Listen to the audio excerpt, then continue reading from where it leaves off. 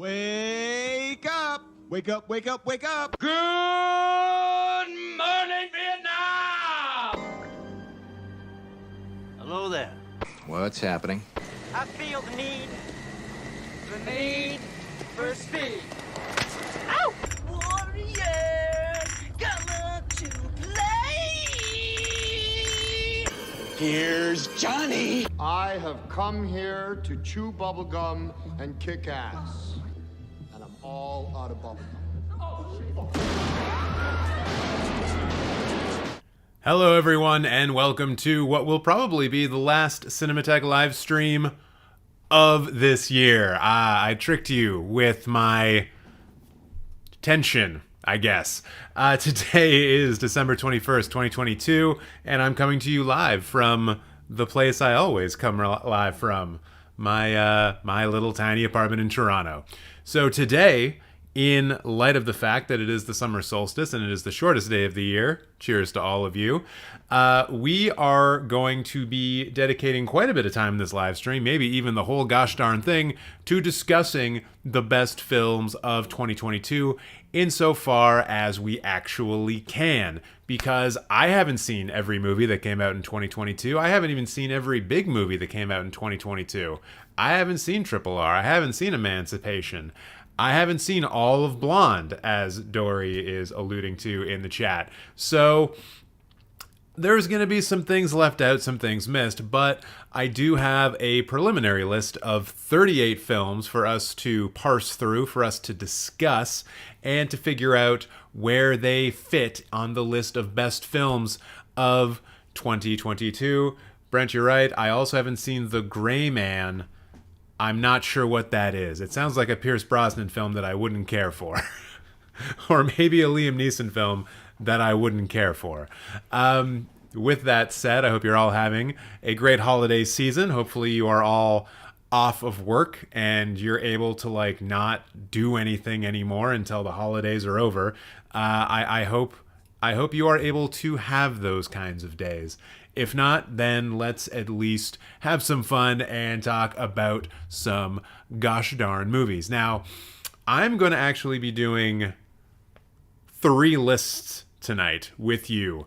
I'm going to be looking at my top 10 films of 2022. I'm going to be looking at my favorite Canadian films of 2022 because I love me some Canadian cinema. And also we're going to be looking at some honorable mentions, films that maybe are going to come out of this top 10 list that currently has 38 films in it that I think deserve a little bit more notice, a little bit of an esteem. I don't want them to be completely left out, even though they're not top 10 worthy. That won't be a ranked list either. It's just going to be the best of the rest, you could say. But we're also going to try to keep it slim. I just don't want to throw the 28 films that don't make it into the top 10 into the honorable mentions list because maybe they don't deserve to be there. And maybe there is a film already in the honorable mentions list that's not even in the other list. Are there too many lists that I'm talking about? Is this a little bit confusing?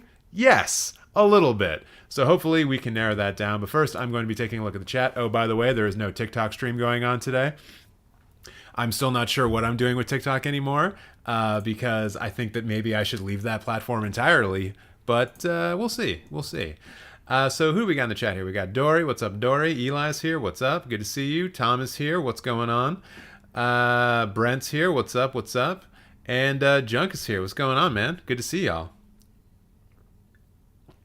Before we get into 2022 films, I gotta say that I watched Requiem for a Dream and it's top 3 for me now easily. I loved everything about it. Yeah, it's a pretty affecting film. I will agree. I'll give you this little piece of trivia about myself. I saw that film not long after it came out. I think it came out in 2002, so I think I saw it on DVD in high school. And that film fucked with me. That film messed me up a bit to the point where I was like, yo, I'm not doing drugs as a 15, 16-year-old. I'm definitely never doing drugs now.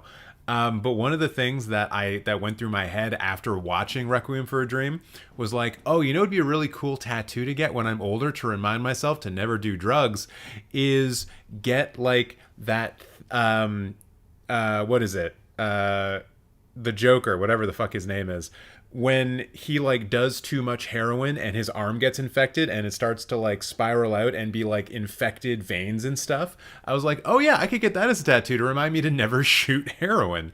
And I have not done that, and I will not be doing that. So yeah, Eli, that one's all for you then. If that's going to be your next tattoo, you're welcome. That's just for you. Merry Christmas, I guess. Yassie's here too. Happy holidays. What's going on? Good to see y'all here. So, what list should we start with first? I guess I should show you all what I have in my preliminary top 10 list. So let's maybe get to that first. So I'm just going to go through these. I'm not really going to give reasons why they're here. Mostly just know that like I enjoyed or love these films for various reasons. So yeah. And Dory, don't worry. Some of these films were at TIFF, and I'll probably point out the ones that were. So I don't even know what order these are in. I guess the order that I added them. Yeah, that sounds about right. So we've got All the Beauty and the Bloodshed. This was the film that won the Golden Lion at Venice this year, one of the big 4 or 5 film festivals. So obviously an important film. We've also got Turning Red, the Pixar movie that was dumped onto Disney Plus instead of going to theaters and lost them a bunch of money. If you've been keeping an eye on Avatar 2 news, you know that that's a thing that Disney's been doing a lot of this year. Then we got Bones and All, that Timothée Chalamet cannibal movie, although the lead actress is actually the star and not Timothée Chalamet, and I forget her name, and that's my fault. In fact, I'm going to rectify that right now. Because we need to be giving credit when credit is due. We can't just be relying on this. See, Timothée Chalamet should not even be number 1 right here. It's Taylor Russell. Taylor Russell is the star of this film. So it's a Taylor Russell cannibal film, Bones and All. Quite good, quite good. We then have After Sun, which a lot of people told me that I should go see at TIFF, and I didn't because I couldn't get tickets and my schedule was full. And then when I saw it afterwards, I was like, I should have saw that at TIFF. God damn. We then have Guillermo del Toro's Pinocchio, not to be confused with the other Pinocchio thing that I guess Tom Hanks did on Disney+. Anyways, The Menu, the feel-good comedy of the year. Just kidding. It's a social satire where a bunch of rich people get fucked up. It's great. We then have Tar here as well. Cate Blanchett giving us one of the best performances of the year. The Banshees of Inisherin, which is a movie that I was pretty okay with. Didn't rock my world, but I have to admit the performances were quite good.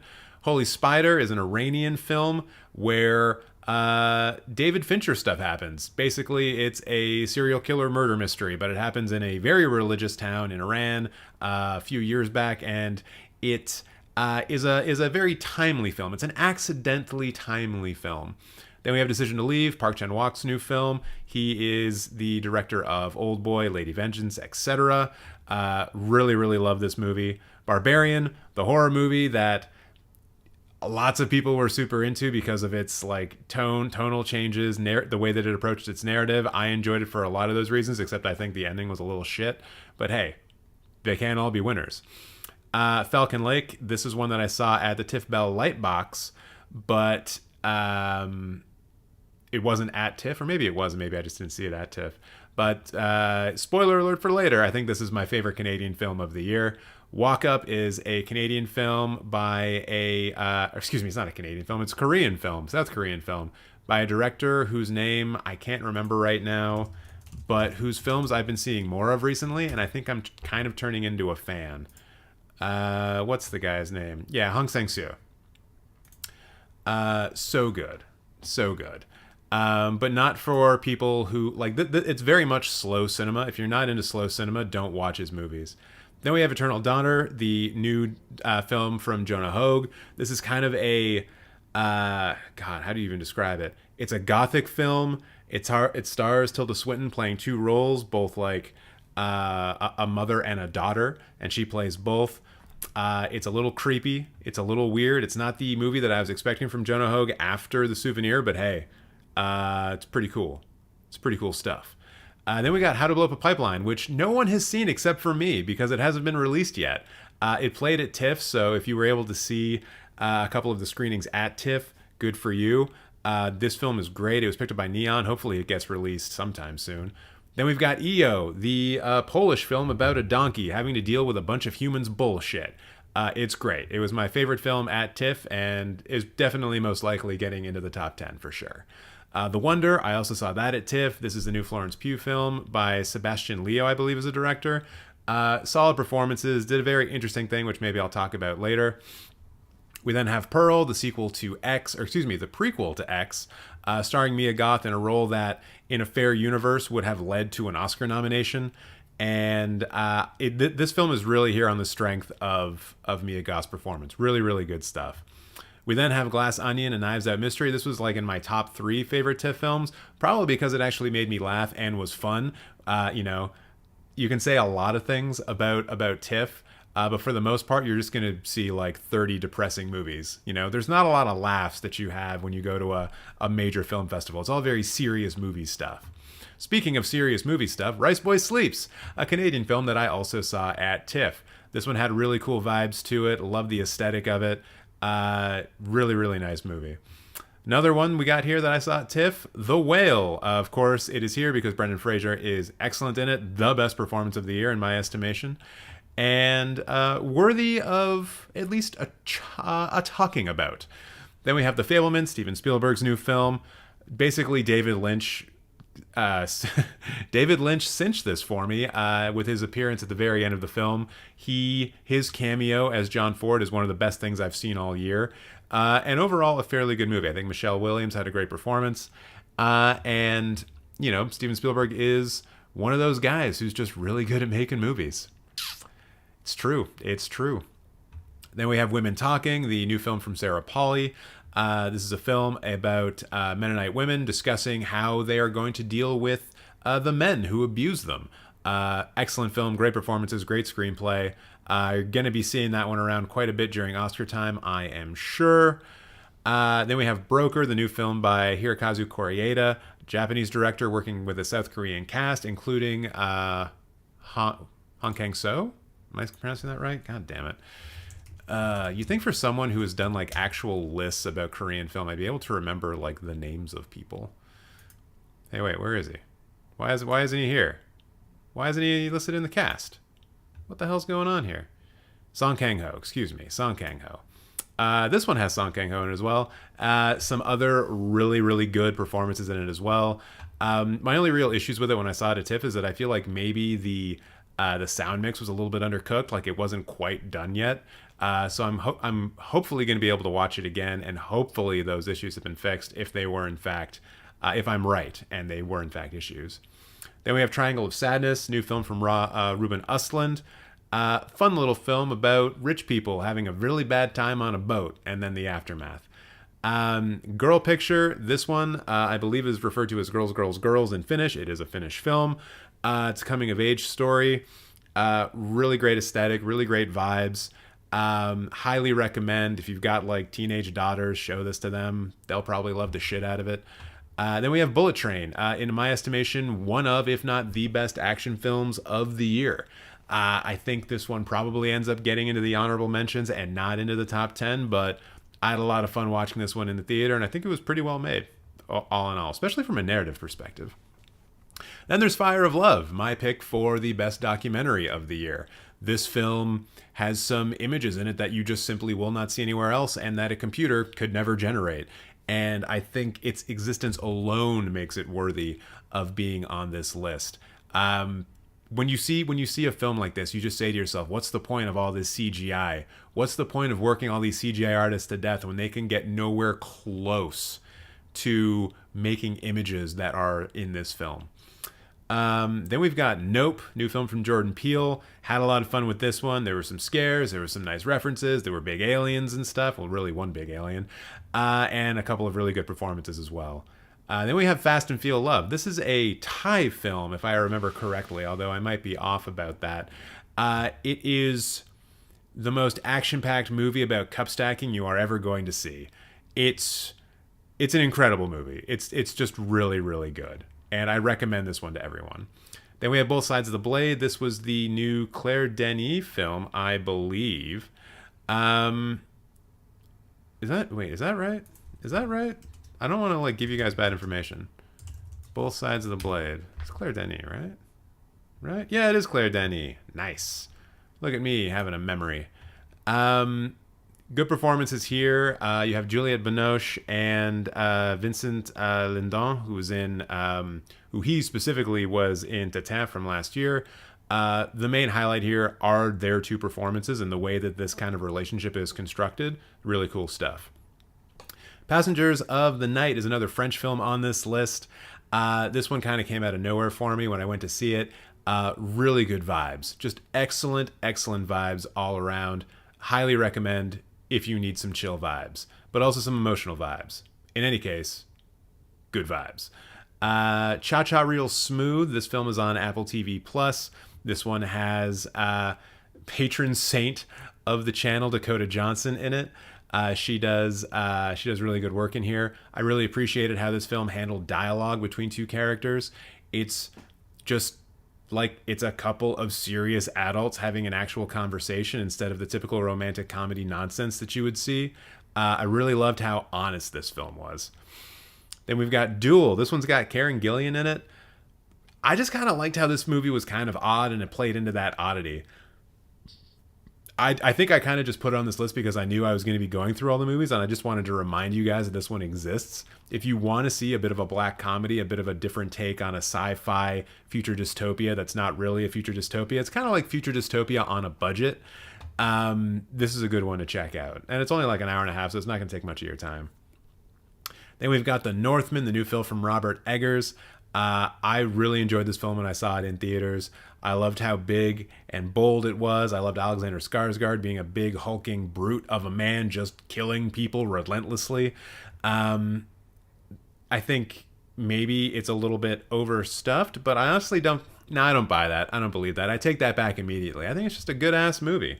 And I wish that we could get like $90 to $100 million films like this more often. The ones where you can actually see where the budget is going to, as opposed to just doing all bunches of like poorly rendered CGI.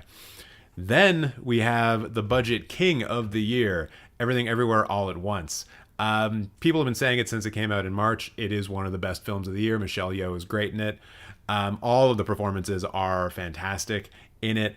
To do a multiverse movie on this budget is the most audacious thing I can think of. It was one of the films this year that I gave the coveted holy shit to in my Letterboxd review, the other one being EO.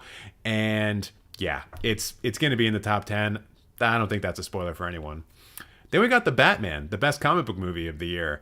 It wins on looks and feel alone. Also, it reminded everyone that Nirvana's best songs are not their singles. Cheers to that. Robert Pattinson does well in the film, I think. Colin Farrell does well as the Penguin. But mostly this film is here because of the cinematography and because of the sound design.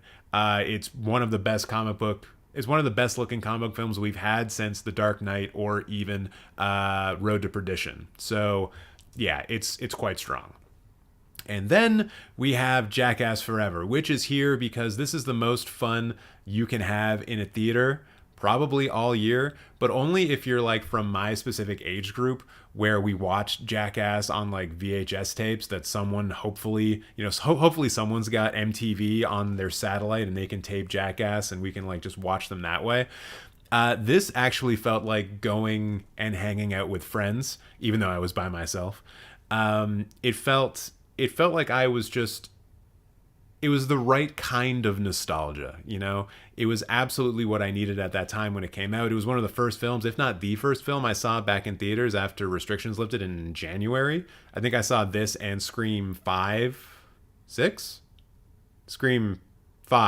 on the same day, and I had very similar reactions to both. It was just nice.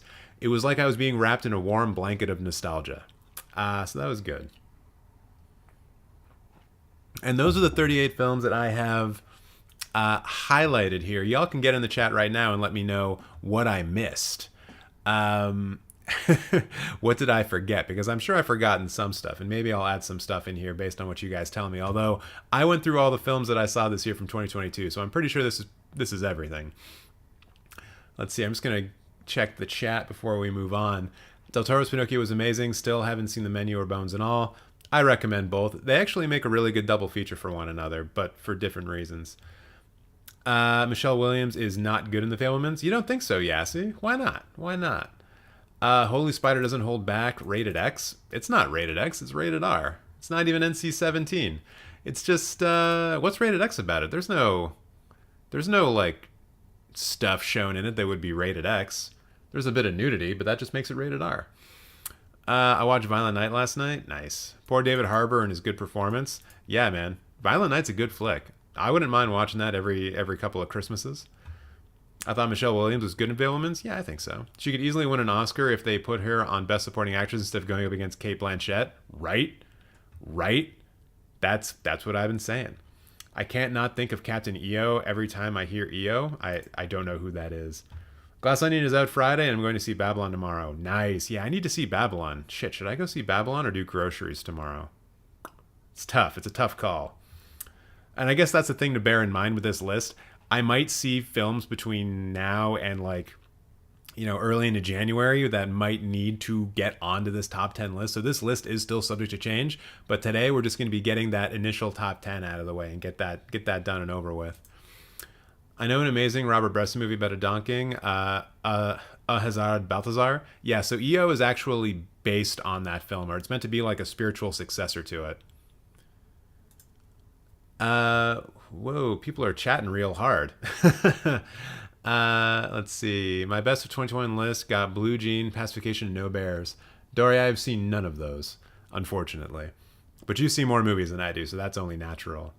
I like Spielberg. He's an amazing storyteller, but in Fabelmans, he didn't deliver. I disagree. I think he probably delivered the best in Fabelmans since, Minority Report. I think Fabelmans is his best film in 20 years.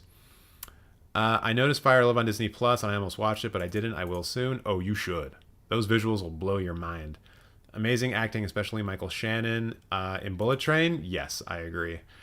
I watched Beau Travail last week, Claire Denis, and loved it again. I think I still need to watch it for the first time. But I'm going to, especially now that it's like a top 10 on the Sight and Sound top 100. Gotta do that. Northman was one of the good ones this year. I agree. Everything Everywhere Best Picture, says Eli. Hopefully. Everything Everyone will go home with lots of Golden Globes in 2 weeks. It goddamn well better. I love Jackass movies. Nice. So there's no Triple R on the list because I haven't seen Triple R, but I intend on seeing it because I'm pretty sure it's going to get nominated for some stuff, especially Cinemateq Film Awards. So yeah, I'm definitely going to be watching that. As you said, very nostalgic for 90s kids. Oh, for Jackass? For sure. TJ lists no mention of All Quiet on the Western Front triggered. I was thinking about it. I was considering it. And then at the end, I just didn't want to do it, It wasn't going to make the honorable mentions. It's obviously not a Canadian film. It had no shot of making the top 10. And I don't think it was really worthy of that kind of shout out or that kind of attention, It's really good, but I don't really think it's on the same kind of level or doing interesting things like a lot of these other movies are doing.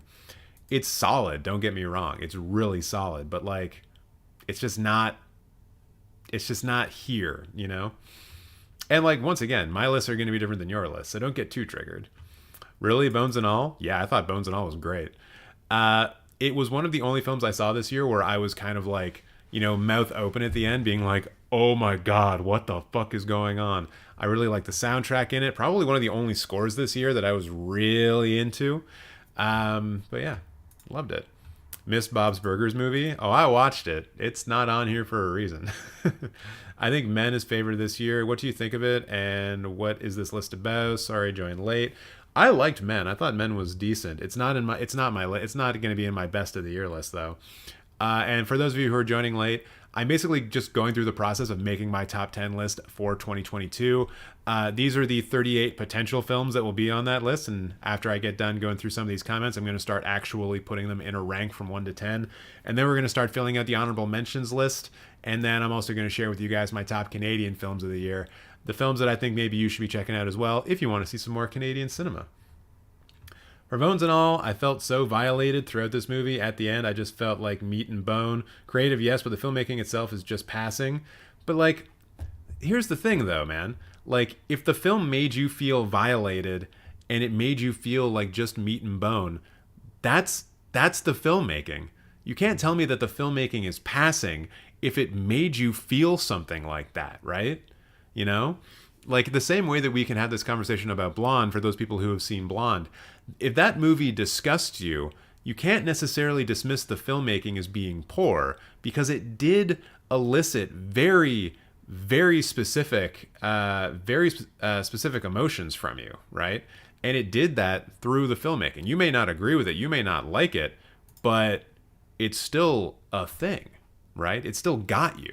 And I will always appreciate a film that gets me. Not a film that understands me, but a film that like gets me.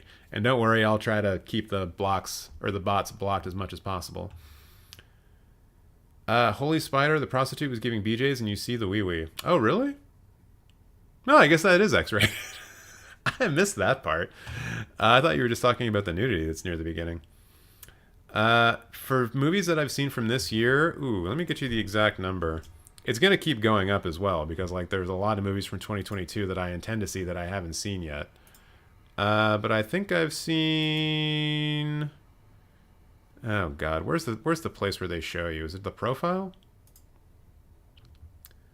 Where is it? I thought it's usually like right here. Why can't I see that? I guess I can just do this way. During 2022, decade from 2022. I've seen 116 films from 2022. TJ, best of list, missing Oppie documentary about Mars. I was going to watch that last night, but I couldn't get it to work, so it's going to have to wait another day. Captain EO is an old Michael Jackson Disney Park video. It's on YouTube. Oh my God. I wholly support Bones and All, one of my top 5 this year. Nice. Oh, not ranked, thank God. Thought rank 4 was too high for Bones and All. Oh yeah, no, it's not ranked yet. It will be ranked. I just wanted to like make it ranked so that I could start like moving stuff around like this. Yeah, Blonde has some really good filmmaking, but I don't like how they portray Marilyn Monroe whatsoever. Yeah, for sure. That's completely fine, and I totally understand. Oh, Men, very ambitious, but Rory Kinnear was good in some of his characters. The sound was good. Yeah, there's some... I mean, the last 20 minutes of Men are kind of great, and the opening, like, act of Men is pretty good as well. It just kind of falls off a little bit in the middle, and then there's also some thematic issues that other critics... or rather critics, not calling myself a critic, have gotten into. Got Dory here saying the Blonde was amazing. I don't know about that. All right, so let's start putting these into an order so we can start figuring out what the best of the year is. And unfortunately, I'm going to have to like kill the tension and the drama by just putting this by going from number 1. And my number 1 film of the year is EO. And I know that the Everything Everywhere All at Once stands are not going to like that, but this film really affected me. This film really got to me, and it spoke to a very particular aspect of human society that I don't care for personally. Since this is a film about a donkey, it is a film about how humans treat animals, which is a cause that is near and dear to my heart. Beyond that, though, I think that the filmmaking in this is very strong. I think that building empathy for an animal, as seen in a film like Bong Joon-ho's Okja, is no easy thing to do, and being able to empathize with EO the donkey is incredibly important in this film. He is a living, breathing character, and the fact that they use 6 different donkeys for that role makes it, in my mind, even more impressive. And as I said, this was one of the 2 movies from 2022 that I gave a holy shit to. And I think between EO and Everything Everywhere All at Once, I prefer EO as the top one. As the top one. Please put Amsterdam too. I want to know what people thought of it. I haven't seen Amsterdam, so I'm not going to put it on the list. And I'm probably not going to see it, so you're going to have to rely on other people. And Top Gun Maverick is not on this list because I knew that it wasn't going to be in the top 10, and I didn't really like it. Like every single film on this list, I prefer over Top Gun Maverick. That's not to say that it might not make it onto another list today, but yeah. Same thing with like Black Panther 2. Like I once again prefer every single film on this list over Black Panther 2. Let's see. Now I'm just trying to figure out like what's going to go number 2. Oh yeah. No, I know it's going number 2. Everything Everywhere All at Once, because like I said, it's the one of 2 films that got the coveted holy shit on Letterboxd. And for those of you who do not know, if I give a film a holy shit on Letterboxd, that means I think it's one of the best films that I have ever seen. I do not give out holy shits lightly. In fact, I think I only gave 3 this year. And I'm not saying that I wouldn't give out any more, but I've only given out 3 this year, and I've seen close to 300 films. So, 1%, less than 1% of all films I see get a holy shit. That's how hard it is to get. So there's our number 1, and there's a number 2. Yes, I've seen Decision to Leave. In fact, that is another one that may end up making it onto the list. Now I have a very difficult problem. And I'm going to illustrate it by just putting 3 and 4 up here. But then I'm going to hem and haw over the ranking. So After Sun, I almost gave this a holy shit. But I feel kind of bad because the first 10 minutes or so that I watched, I was distracted by intrusive thoughts that I was having at the time about something unrelated. And so I feel kind of bad for not giving it all of my attention. However, despite that, it's still almost got a holy shit. And then there's Tar, which has one of the best performances of the year by Cate Blanchett.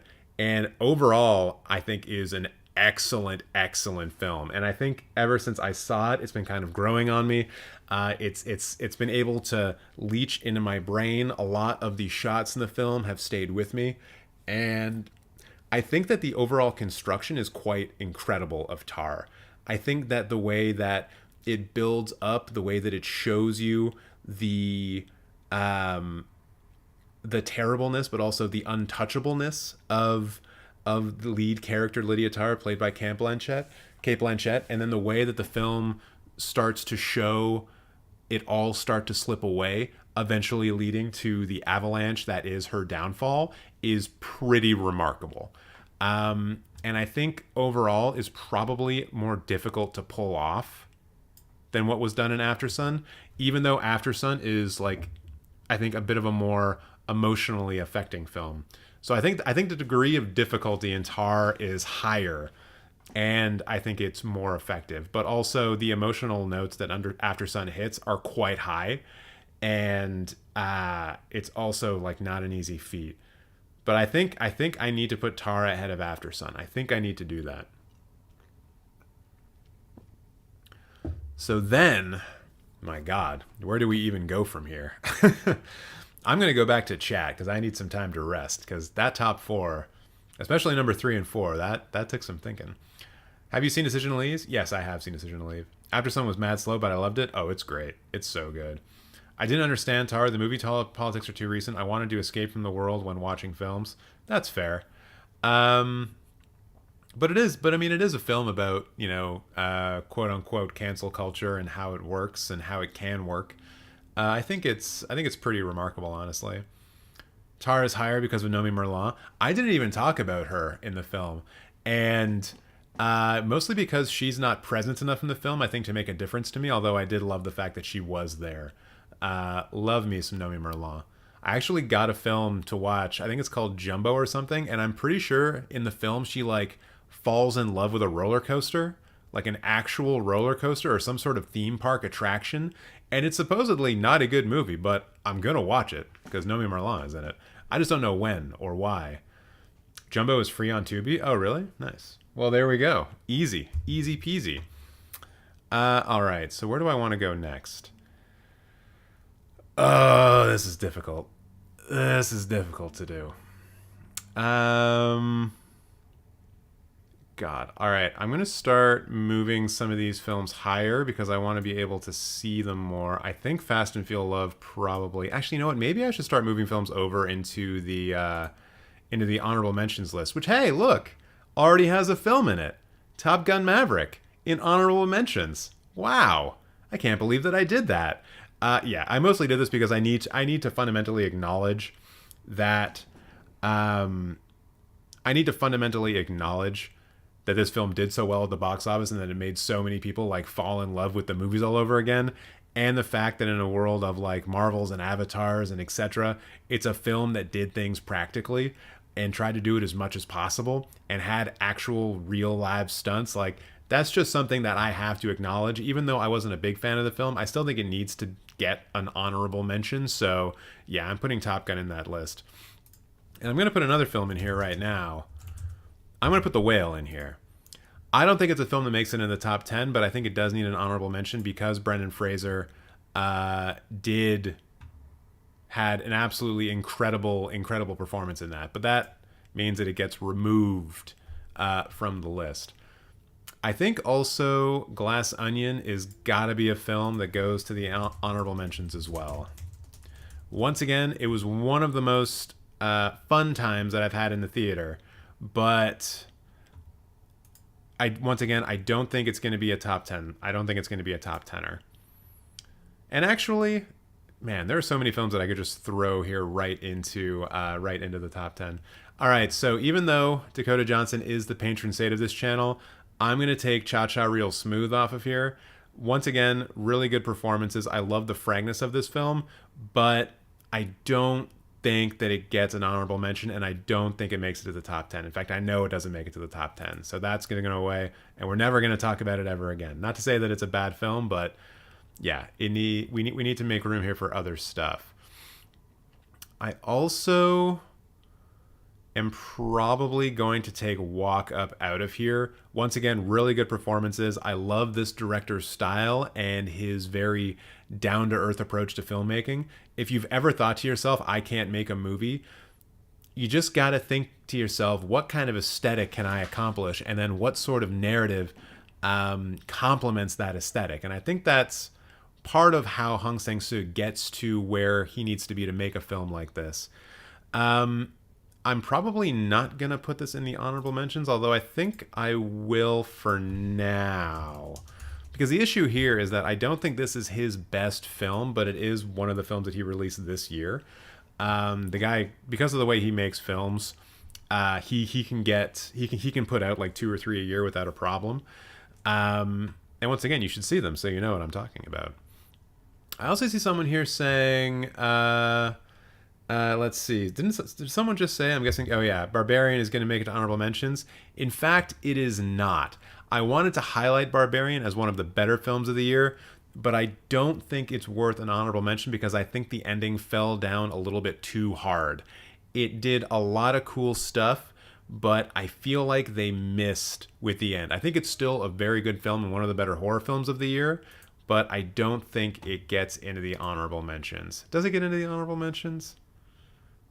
No, I don't think it... I'm going to put it there for now just so I don't forget it, but don't be surprised if it disappears again. So then what else? What else can we get out of here? See, this is where it starts to get really, really, really difficult. I think Passengers of the Night and Girl Picture both go into the honorable mentions. Really, really fun movies. Well, I mean, they're not fun movies. Passengers of the Night. Great movies for the vibes, but once again, not really top 10 films. Both Sides of the Blade is another one. Shit, that probably goes in the honorable mentions as well. Remember when I said I wasn't going to put 28 films in honorable mention? I think I might actually end up doing that because they're just good. I don't want to say anything bad about them. So I think Both Sides of the Blade, Passenger of the Night, and Girl Picture gets out of here. So now we're down to 30. Now we're down to a top 30. Drive My Car is a 2021 film. I saw it in 2021. It was released in 2021. It went to the Oscars for 2021. Like, it's a 2021 film in my mind. Hey TJ, I'm flying out to Las Vegas tomorrow. So excited. Right on, right on. Oh yeah, and Yassi's right. Please like the live stream if you haven't already. Like it as often as you can. I'm kidding. You can only like it once. What was Josephine saying here? I have to wait a few more titles in order to make my official top 10 list of the season. I know what my favorite first-time watches, older movies of 2022 are going to be. Altered States, Avalon, Green Promise, I'm a Cyborg, but that's okay. In the Bedroom, King Ralph, Last Year at Marimbad, nice. Little Children, Little Man, What Now, Love Jones, Matinee, Outrage, Plays Promise in Early Days, Playtime, Streets of Fire, Tokyo Godfathers, and Vampire. Nice, Vampire. What up? Definitely not part of my Wi-Fi password.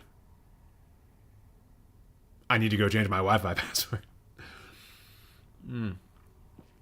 Just kidding. All right. What else can we say about this list? I mean, Jackass Forever definitely gets into the honorable mention. Definitely gets into the honorable mention. For making me feel like I was a kid again, makes it into the honorable mention.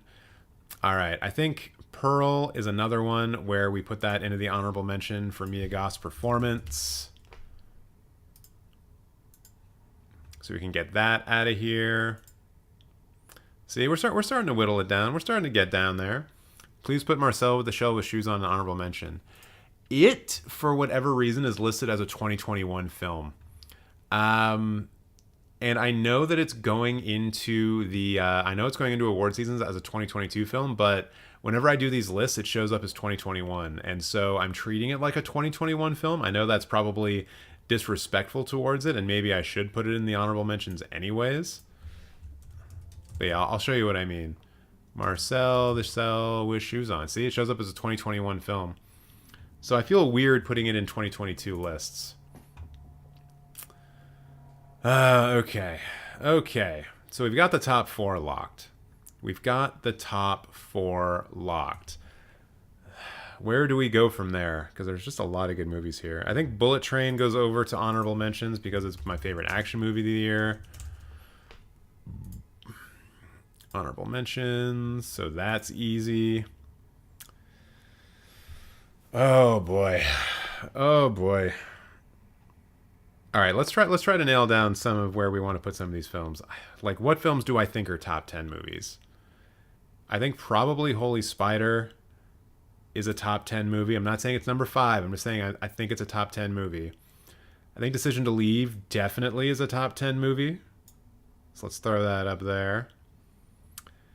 I think Fast and Feel Love might be a top 10 movie. No lie. So I'm going to throw that up, see how I feel about it. See how I like the look of that. A top 10 movie. I think Falcon Lake is a top 10 movie. I really, really dug Falcon Lake, guys. And I think How to Blow Up a Pipeline might be a top 10 movie too. But is it better than All the Beauty and the Bloodshed? I don't know. Pinocchio's got to go up there too, right? This is difficult. Why do I do this to myself? Fabelmans doesn't make the cut. Honestly, if I had to do... Okay, wait. Let me just see if there's another film here that makes the top 10. I would personally be fine with Nope being in my top 10. But the performances in Broker are really fucking good. Performances in The Wonder are also really good too. And Bones and All definitely made me feel. Although maybe Bones and All is better suited as an honorable mention film. But I don't know about that. I don't know, man. Alright, one thing I do know is that Turning Red is going into the honorable mentions. Because I think that's, like, aside from Pinocchio, that's the best animated film of the year. So that's easy for me to put into the honorable mentions. So we can take that off here. Hopefully Nope is an honorable mention. It's going to be in one or the other. Bones and All, I think, will maybe top 10 when it's all said and done. You know how much I love that movie. Yeah, it's good. If Pearl had her own Christmas album, it would be called Partridge in a Pearl Tree. Yeah. Devotion with Jonathan Major in your honorable mentions? Nah. I was not that into Devotion. I don't know, man. It's a good performance by Majors for sure. And Glenn Powell is decent in it as well.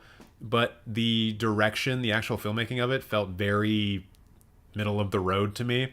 Like someone was following the guide to maybe getting nominated for an Oscar for something and didn't bother to put any sort of originality into the film. And it's also hard to like look at the flying and the action sequences of like a fighter jet movie in the year of our Lord, Top Gun Maverick. So, and like try to compare it on even level with that, especially because Glenn Powell is in both. So yeah, Devotion just, yeah, didn't make the cut for me. What about Elvis? Nah, Nah. Nah. Basically, that film gets left out of all of these lists because of Tom Hanks' performance. There's no way that we as a community can meme so hard on a film for Tom Hanks' really, really bad performance and then say with a straight face it deserves to be one of the best films of the year. Because it's fucking not. It's not. I think The Menu, though. I think that goes over to honorable mentions. Maybe. That's a film that I could actually see maybe dropping off honorable mentions. Like, it's good, but I don't know why I would give it honorable mention.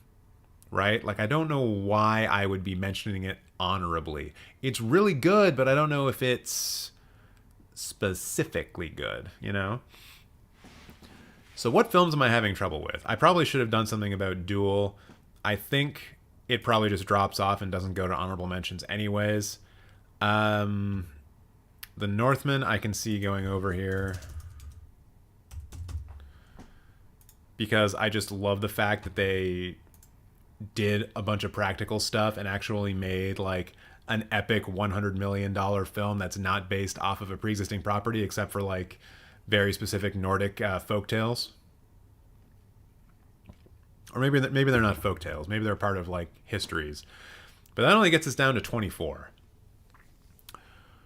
Oh boy. Oh boy, oh boy, oh boy, oh boy, oh boy. But yeah, I'm going to take The Menu off of here. Yeah, it's there already.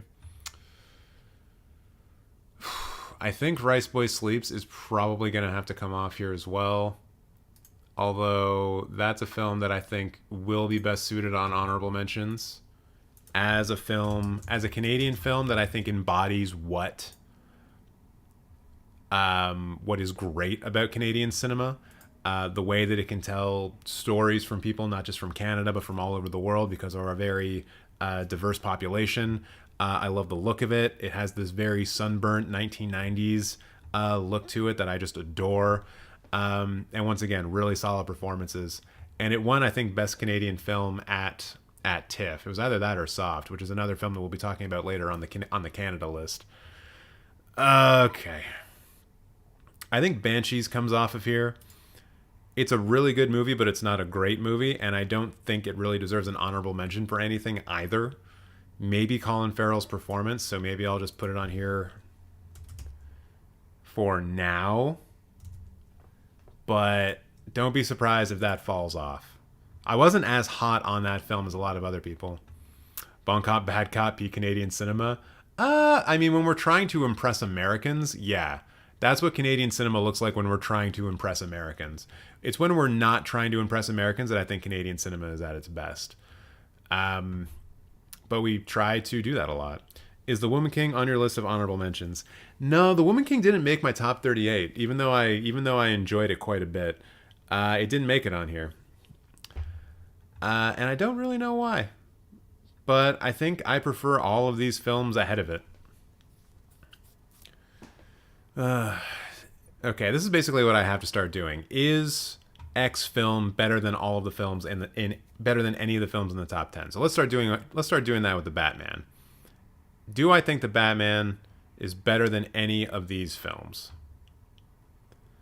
You could probably make the case that it's better than How to Blow Up a Pipeline, although I don't think so, because I think that How to Blow Up a Pipeline is much better constructed than the Batman. So I'm going to take that out. Goodbye, the Batman. Maybe we'll put it back in honorable mentions. We'll see. Do I think Nope is better than the 10 films on this list? I think you can make a very simple case that Nope is better than Bones and All. So I think, yeah, I'm going to have to put Nope up into this spot for now. Have that drop down. Probably also put Nope ahead of How to Blow Up a Pipeline and Falcon Lake. And Fast and Feel Love. If I'm gonna think about that. But Nope and Fast and Feel Love might be around tied. Yo, what's up, Raymond? How you doing, man? Hope you're having a good day. Trying to figure out my top 10 list of the year, and it's turning out to be difficult. Is Fire of Love better than any of these 10 films? Overall, I think no, but I am going to put it in my honorable mentions as the best documentary I've seen this year. Fire of Love.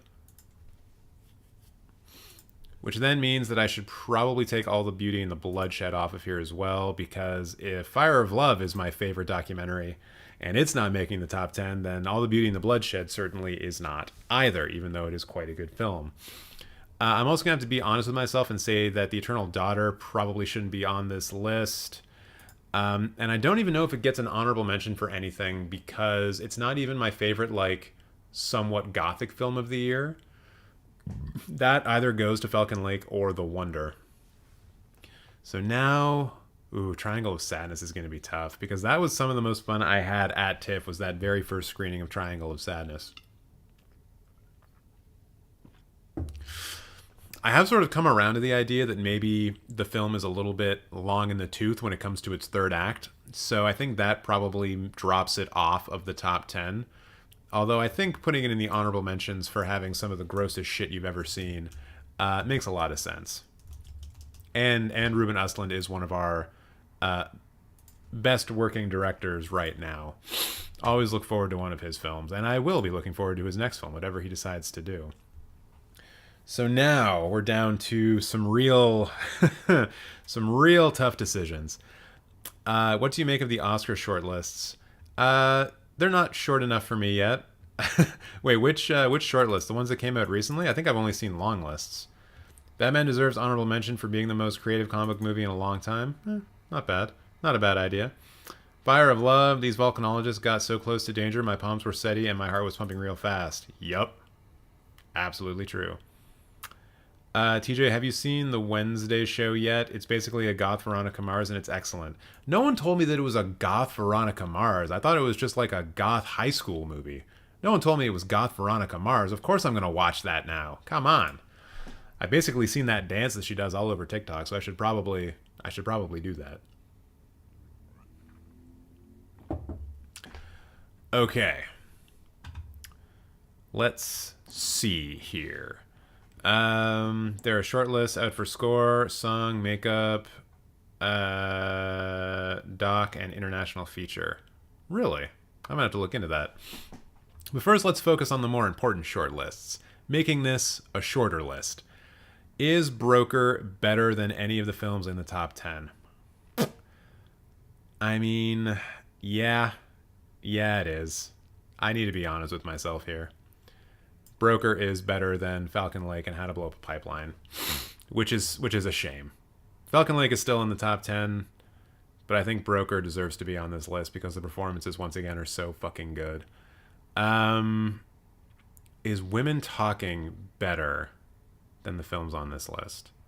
I don't think so. Women Talking is very good, and it will get an honorable mention because the screenplay is so good and some of the performances are so good. But I don't think it quite hits the highs for me as some of these other films. So Women Talking comes off. Where are we at now? Wait, did I just delete Women Talking from the honorable mention? I didn't want to do that. I didn't mean to do that. Sarah Polley. Okay, so it comes off of there. Is The Fabelmans better than any of the films on this list? I honestly don't think so. Yeah, I don't think it is. I don't think it is. And we'll talk about whether or not it deserves to go in the honorable mentions. Maybe just for the David Lynch performance, but I don't think it's better than any of these other films. So now The Wonder, which is a film that I was quite into, although I don't believe it made my top 5 for TIFF. Although if you look at my top 5 for TIFF, you'll probably notice that like Broker I saw at TIFF, and it's the only one of these films that I saw at TIFF aside from EO, and like my top 5 at TIFF were definitely not EO and Broker, so I think my opinion on Broker has actually increased quite a bit. The Wonder, I think, is kind of destined for the honorable mentions, simply because I think Florence Pugh is great in it, but it's more of an honorable mention because of what it does with not believability, but creating a divide and a tension between interior and exterior spaces and what is artificial and what is not. I can't get that out of my head the way that the director set it up, and I think it's really cool, but I think it's more of an honorable mention thing because I don't think The Wonder is better than any of these films. I gotta be honest, like, Falcon Lake's probably not gonna stay in the top 10, but god damn it, I want it to. Because now we're gonna talk about Pinocchio, which the animation is incredible. The craftsmanship is incredible. But the craftsmanship doesn't make it like a better story, right? And I think maybe there's a few instances where the actual storytelling of Pinocchio fall down a bit. So I think it's a film that's actually better suited for the honorable mentions, which I did not think I was going to do. Pinocchio. And it certainly is like the best animated film of the year. I think that's pretty on point. So then now I think I'm probably stuck definitely having to put How to Blow Up a Pipeline in honorable mentions as like the best film that no one's ever heard of. I really kind of thought at the start of this that maybe How to Blow Up a Pipeline would get into the top 10. I really did. And I'm so excited for you guys to actually see it when it comes out. It's so well made. So then I'm left with, is Bones and All a better film than Falcon Lake? And honestly, it's not. Falcon Lake, I rate Falcon Lake very highly. But I'm definitely going to put Bones and All here. As a movie that made me like as one of my favorite scores of the year, yeah, it's pretty sick. So, there it is. TJ's top 10 films of 2022. EO, Everything Everywhere All at Once, Tar, After Sun, Holy Spider, Decision to Leave, Nope, Fast and Feel Love, Broker, and Falcon Lake. And now, if you'll just give me a second, I need to check to make sure that these are all in the right spot. We know the top 4 are good. Decision to Leave. Is Decision to Leave better than Holy Spider? I think it is by like thin margins. So I like that. I think that Nope is probably also a bit better than Holy Spider just because I really prefer the details. Although, fuck, the themes of Holy Spider are really good. But I think Nope is just a little bit higher in terms of craftsmanship. Fast and Feel Love, I think that's an appropriate spot for it. I think, yeah, Fast and Feel Love, for anyone who hasn't seen it, is basically like an Edgar Wright film. If you're into Edgar Wright films like Hot Fuzz, you will probably get a kick out of this. I do think that Broker, based on performances alone, is probably closer to here. Yeah. And then the rest of this feels right to me. Wow, I did not think I'd be putting Nope number 6. My God. It's pretty good. Okay. So that's my top 10 list. I feel pretty good about that. Holy Spider's in your top 5? Hey, it's really good. I'm not going to deny it. Subject to change. Man, for fun, do you guys want to look at my top 10 list from 2021 and see if I've changed anything on that? Because I bet I have. Let's make this public. What do we want to say here? Top 10. 2022. Top 10 2022. Guys, SEO is like the coolest thing ever. Top 10 films, top 10 movies. God, SEO can eat shit. And I think I'll probably add some more SEO later, but I don't want to bore you all for that. So yeah, top 10s of 2022. TJ's top 10 films of 2022. And expect to see these in the Cinemateq Film Awards for sure. I would hope that you guys, like, you know, maybe try to go out of your way to see these 10 movies. I rank them pretty highly, obviously. So hopefully we can get them into the Cinemateq Film Awards, or just vote for whatever you want in the Cinemateq Film Awards. But now I just kind of want to quickly look at the honorable mention and see if there's anything that maybe I should take out of the honorable mention. I'm going to take Walk Up out. I'm going to take Barbarian out. Although, Yeah, because I think Pearl is a better stand-in here for like best horror movie of the year, even though it's tenuous as to whether or not it's a good horror movie or not. I'm going to take out Both Sides of the Blade. Still a really good movie, but I think that in terms of like vibes and performances, I prefer Girl Picture and The Passengers of the Night over it. I can't have a 2021 film in here, so I'm not going to do that. The Menu, I don't know if I want to keep that in here or not. See, the thing is, I have to think of a reason as to why this film is here, right? Like, Pinocchio. It's the best animated film of the year, so it gets an honorable mention. How to Blow Up a Pipeline is a really good example of how to do a Soderbergh-esque heist movie, but on a budget. And no one's seen it, and I think people need to know about it. Bones and All made me feel real weird at the end, and I appreciate the hell out of that. The Wonder did that thing where it created like a tension between interior and exterior spaces that I've never really experienced before, which is really cool. Women Talking had some really good performances and a great screenplay, so that's cool. Triangle of Sadness. Man, it's so weird. I put this film as like number 3 on my TIFF top 5, so I'm probably going to keep it just because of that.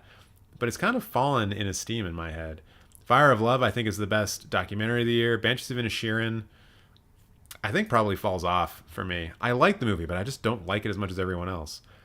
Rice Boy Sleeps is the second best Canadian film of the year in my mind, and still a film that deserves attention, so I'm going to keep it there. I think I'm going to take The Menu off. I think it's good, but I don't think it's like super awesome great, so I'm going to take it off for that one. Worst of 2022 for me is probably Halloween Ends. Lest you forget, Morbius came out in the year of our Lord, Top Gun Maverick 2022. I should stop saying that. People are going to think I actually like that movie. Turning Red, second best animated film of the year, best Pixar film of the year. One of the better Pixar films I've ever seen, so I'm going to leave it in.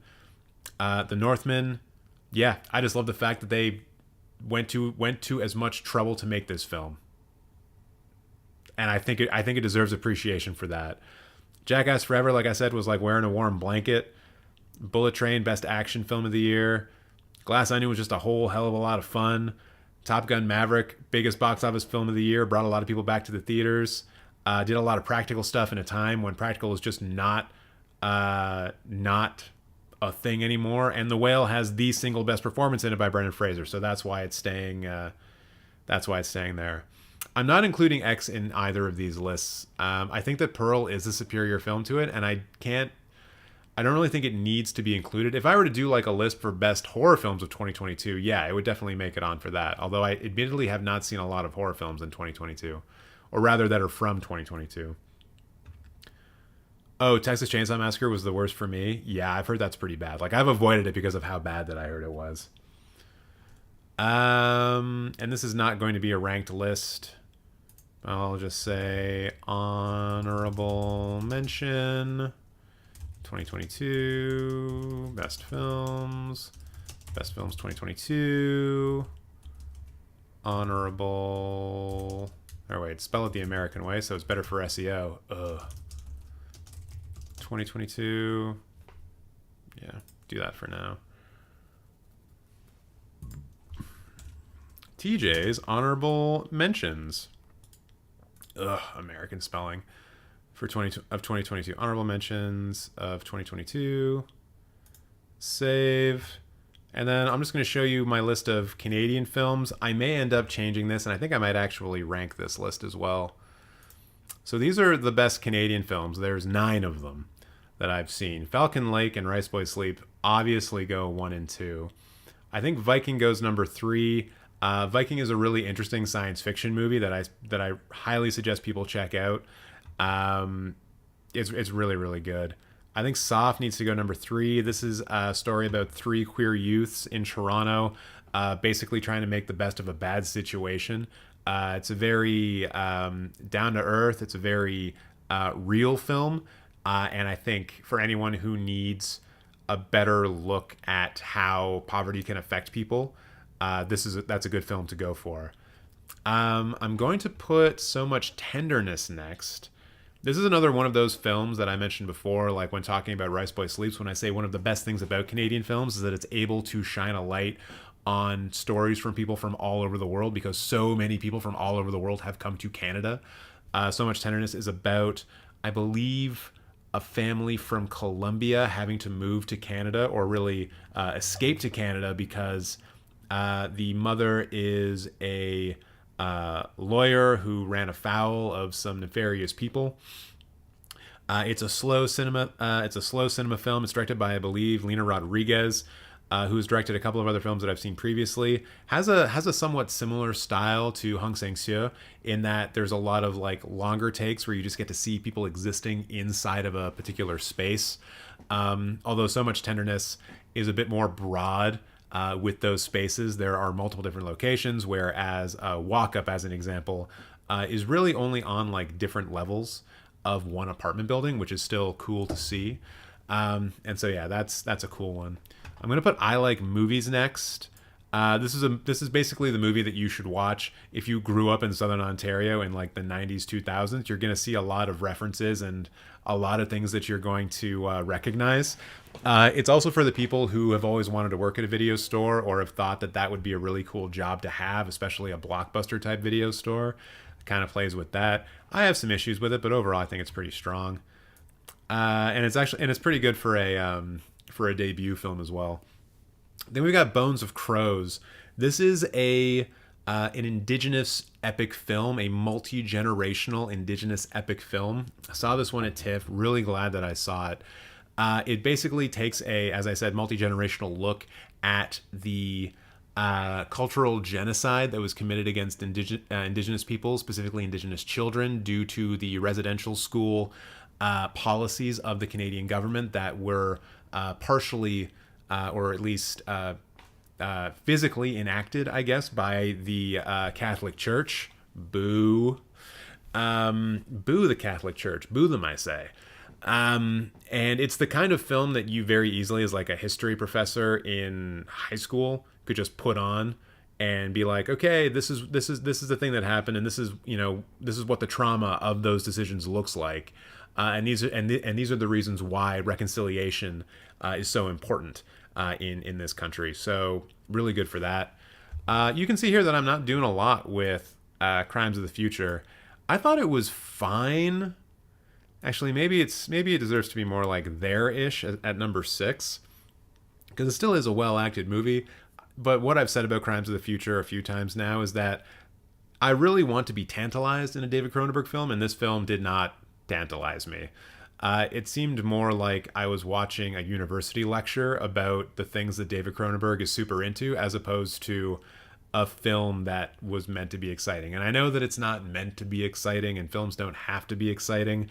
Look at my top 10. Trust me, I know films don't have to be exciting. But this one I felt should have been, or at least I wanted it to be. And because it didn't, it falls down the list. And then the last film, a film that I probably don't even want to have on here, and in fact, I'm not. There are a couple of Canadian films that aren't even on this list that I saw, because I don't think they deserve to be in a top ranking. The Young Arsonist is fine. I think it was also a feature debut, and I understand what they were going through. They were trying to, or not going through, but trying to do. It's a very normal thing in Canadian cinema to show poverty, especially in rural areas. It seems to be kind of the default, and I think that's largely because, a lot of people born in the last 30 years went from living in a rural place to living in either a larger city, like I did, or they've experienced the kind of shifting changes in ruralness and rural identity that exist in Canada, and how those changes came about in the last 20 to 30 years. And so I think there's just a lot of filmmakers who have those kinds of stories to draw on, and we end up getting a lot of them. And so because of that, The Young Arsonist just didn't really live up to some of the other films that I've seen from that particular subset of Canadian films. Films like Firecrackers was at TIFF a few years ago, that I think is a really good example of that kind of film. But also films like Soft and Rice Boy Sleep. They are also engaged in talking about poverty, although in the case of Rice Boy Sleep, it's through the lens of the immigrant experience in Canada, and Soft, it's through the lens of queer identity in Canada. And I think they're just stronger films overall. Anyways, so that's my rant about Canadian cinema. Now I'm going to go back to the honorable mention. Should all of these films be here? I think so. I think so. Yes, yes, yes. Yes, yes, yes, yes. Okay. So I'm just going to do this. Hold on. Tags. Love the streaming, but need to leave now. It's all good, Tom. Have yourself a good day.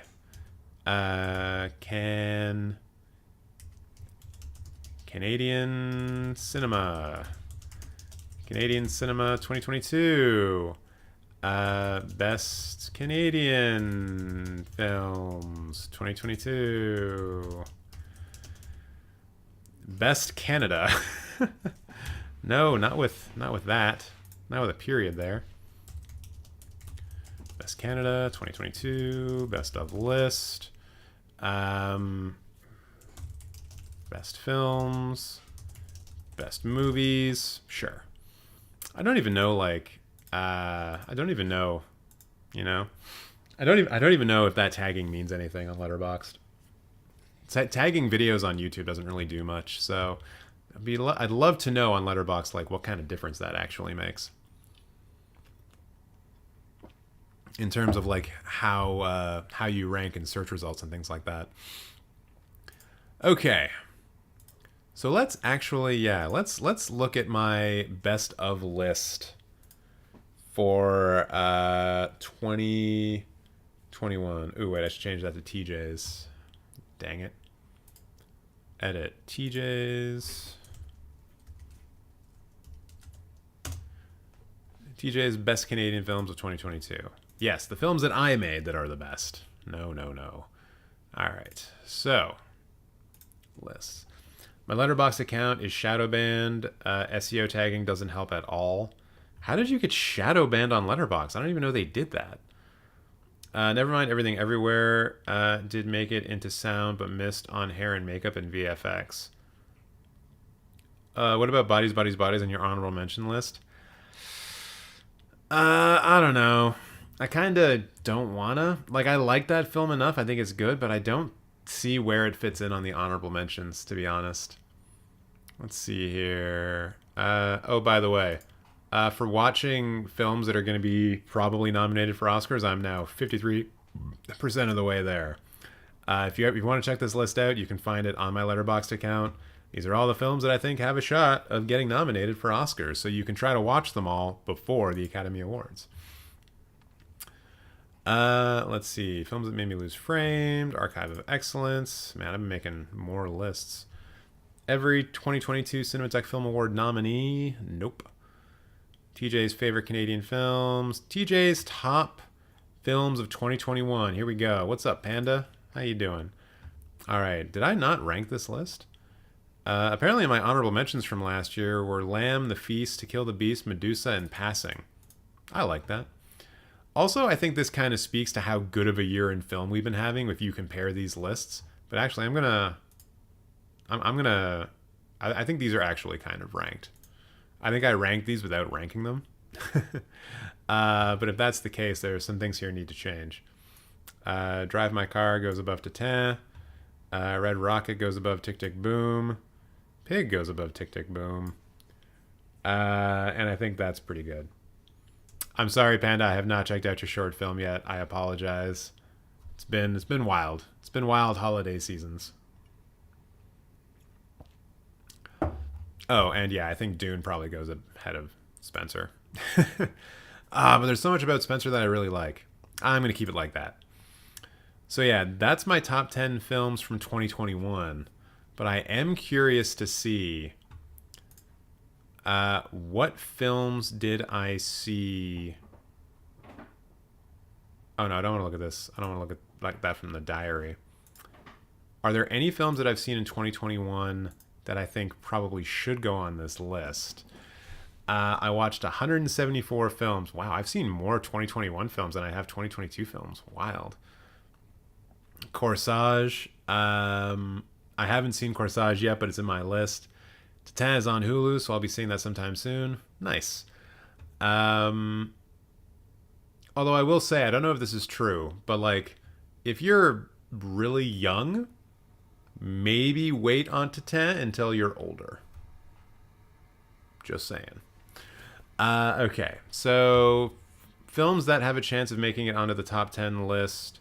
Licorice Pizza, no. West Side Story, no. Nightmare Alley, no. Ooh,